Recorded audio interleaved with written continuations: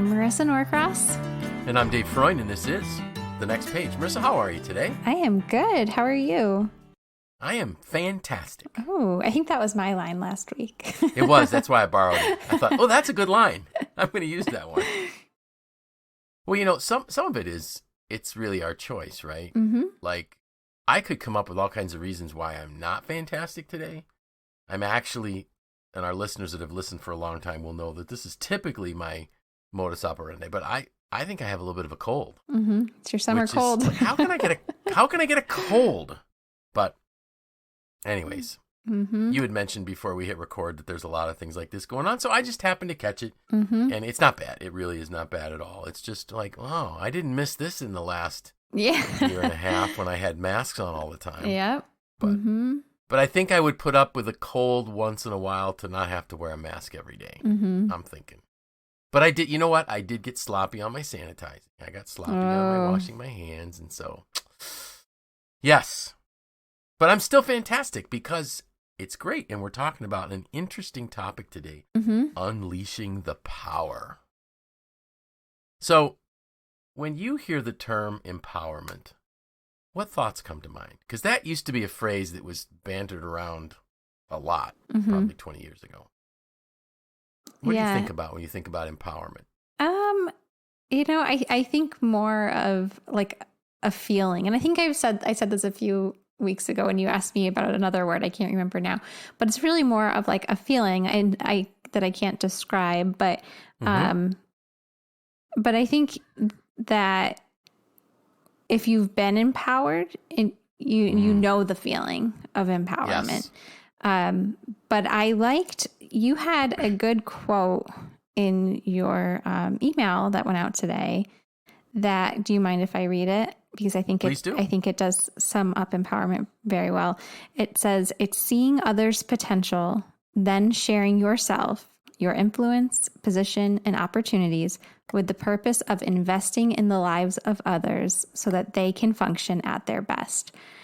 Yeah. And I really like That that. I thought that was really, really well said. The purpose of investing in the lives of others, Yes. like that part Right. was really important. Exactly. And it's so empowerment. So I want to clarify and say something that empowerment is not. Empowerment is not giving someone a blank check. Mm-hmm.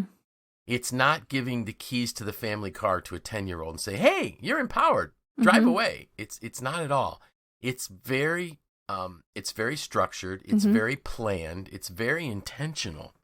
And when I talk about unleashing the power, I think that there is this untapped potential within most people. I don't think anybody is really living up to their fullest potential. Maybe there are some, but there's this tremendous potential within the human spirit.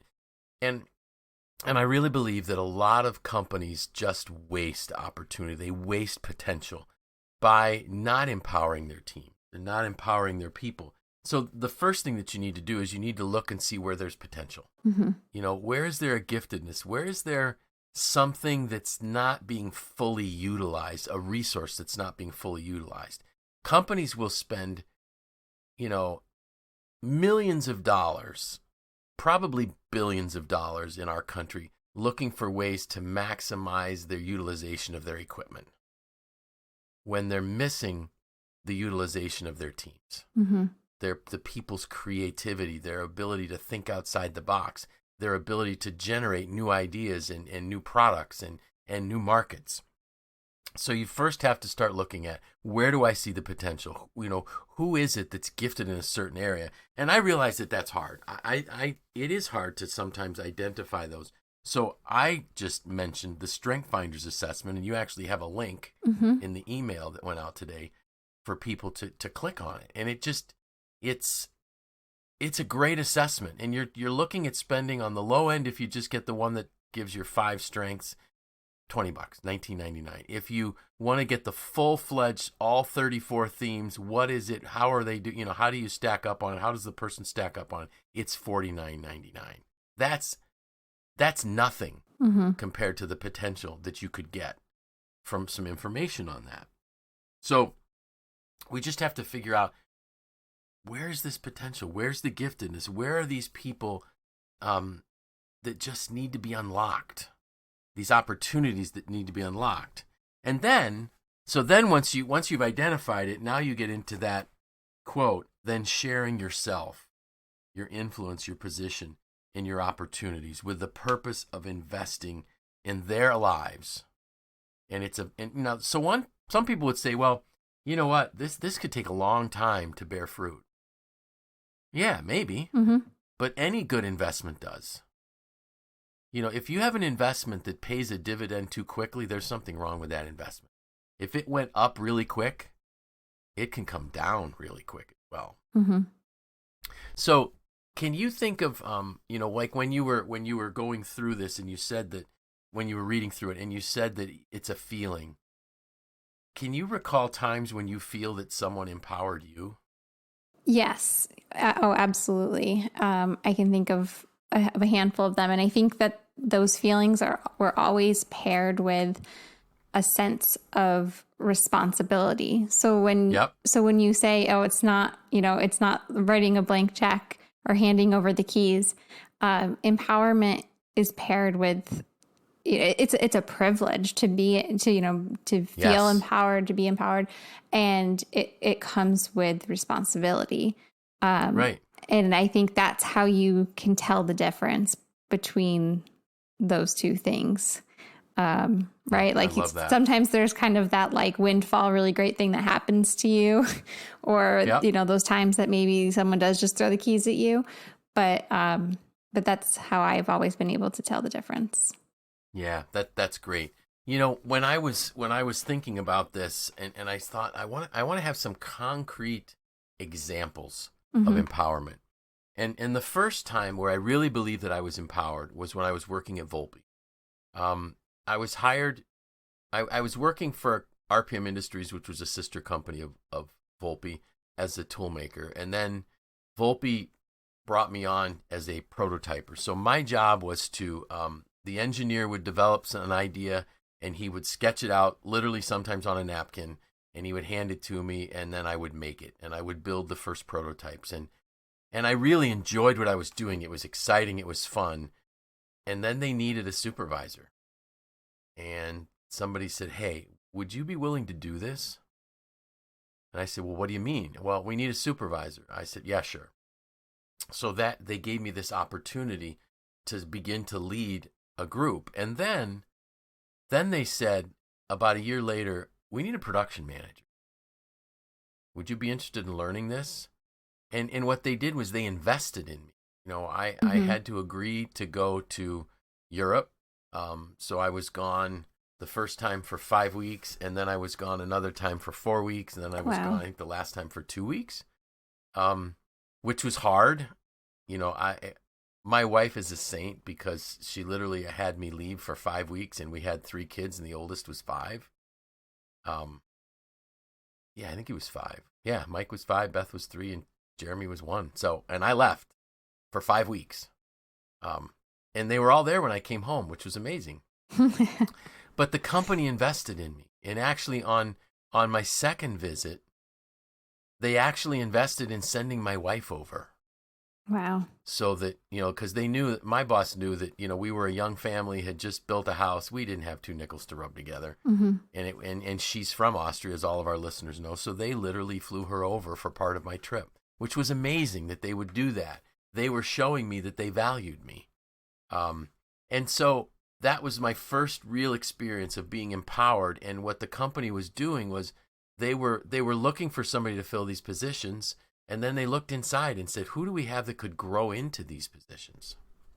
So then my second real empowerment was at SelfLock. And that was the one that really took someone specifically to invest in me. And it was pretty much his sole responsibility. And so I was the plant manager, and I had been working as the plant manager for probably 5 years, I'm guessing, 5 or 6 years, when the chairman of our board asked me to be president. Wow. I had no idea what I was really doing. I mean, What did they see? They saw potential. Mm-hmm. They saw that I was organized. They saw that I had a passion for the company. They saw that I could learn things. And he simply said, I believe you can do this, and I'm going to help you do it. And he agreed to be a mentor of mine. And then he found, he would, and we've talked about it on the podcast, how he mentored me, how he asked me questions, knowing that I would find the answers. That's empowering people. And I guess you might say that's really the greatest level of empowerment, when not just the chairman of the board, but then also the owners said, why don't you run our company? Mm-hmm.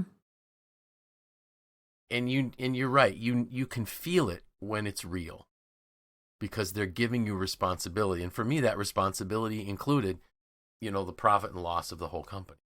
So that's what we're talking about. And think about the potential that I want our listeners to think about the potential that's within their organizations. Each time someone empowered me, they saw potential within the company. They weren't bringing somebody in from the outside.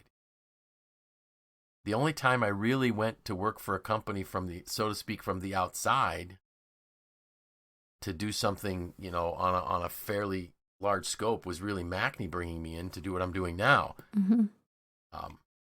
But other than that, people were always trying to develop me from within. So it's there. This potential is huge. We just have to think about it. Leaders have to look at their teams and say, hey, where do I see a shining star just waiting to be illuminated? There's potential there. How do I find it? And again, Strength Finders is a great assessment. And we talked about that, a few years back. Wow, isn't it amazing, Marissa, that we can talk about a podcast a few years back? I know. And it wasn't one of our first. It was like in the second year type thing. Mm-hmm. So one of the things I want to talk about is why people don't empower people.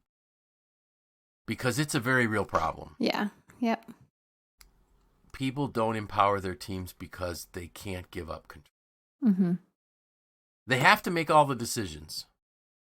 And the reality is that if you have to make all the decisions, your organization, well, I think in my post, I kind of put it, you're just trading tremendous growth and opportunity for average, for mediocrity.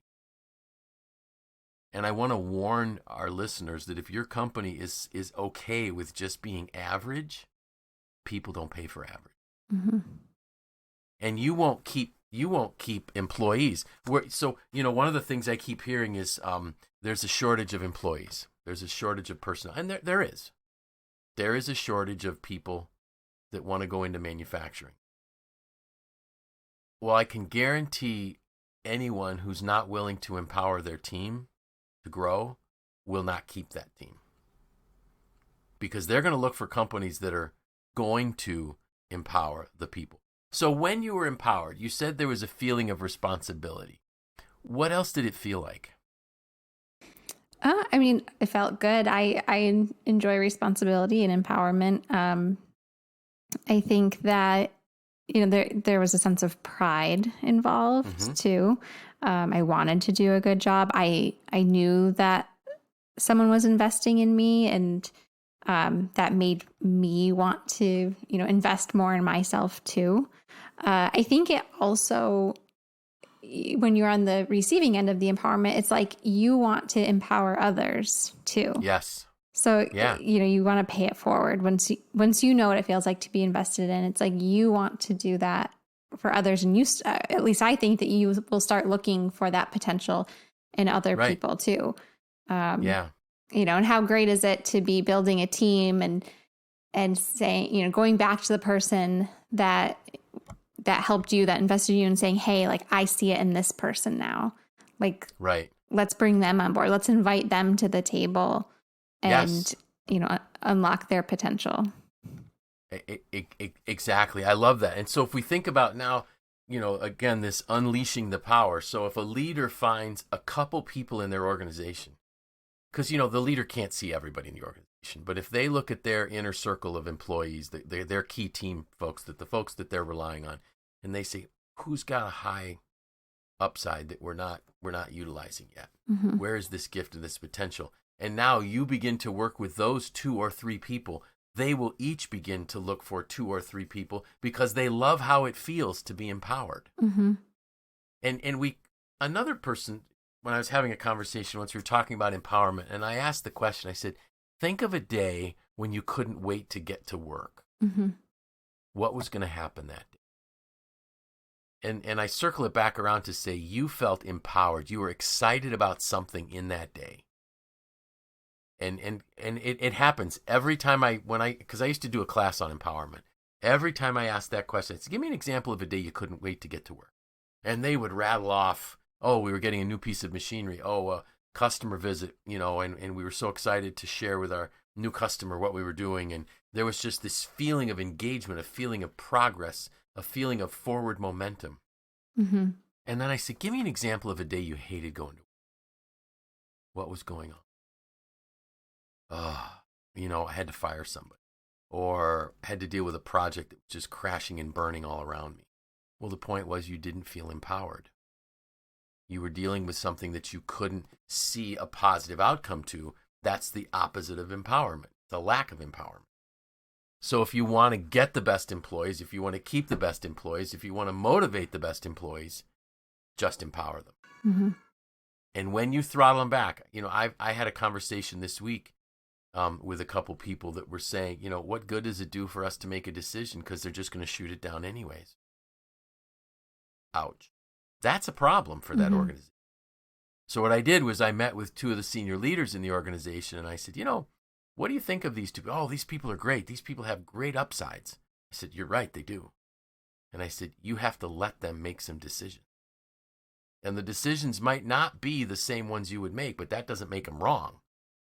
It just means they're different. And I was happy to hear that from both senior leaders, I got a commitment to, yeah, you're right. We really do need to let them. So that's the power that's there that's ready to be unleashed in our organizations. And the other thing is, empowerment changes lives. It does. I mean, when I hear you talk about how it felt to be empowered, it changed your life. It changed my life. And the other thing is, as we begin to grow our teams, our organizations will naturally grow and develop. If you have the best team in Central New York, your company will be one of the best companies in Central New York, hands down. And as your companies grow and develop, you actually have that same impact in our community. And all of us want to make the community a richer, more vibrant place. And I'll also tell you this. So there are some people that, are concerned about other companies coming into the area and stealing the employees. Guess what? They're not talking about empowering their employees in that organization.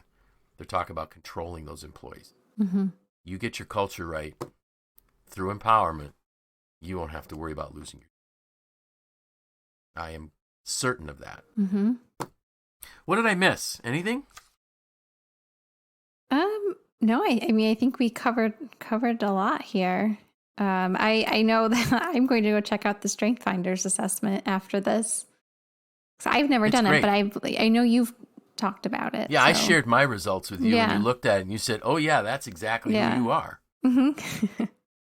Yeah, you just Google. It's put out by Gallup. The full assessment is $49.99, which is peanuts for finding those things out.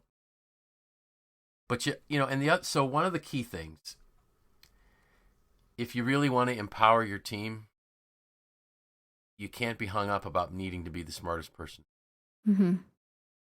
Because the best leaders have a lot of smart people around them. And when that happens, you get better and you look like a genius. You look smarter than you really are when you get the smartest people around you. So that should be all of our goals. Well, it's summertime, so we don't want to make this podcast any longer than it needs to be. Exactly. So with that, I'm Dave Freund, and this was The Next.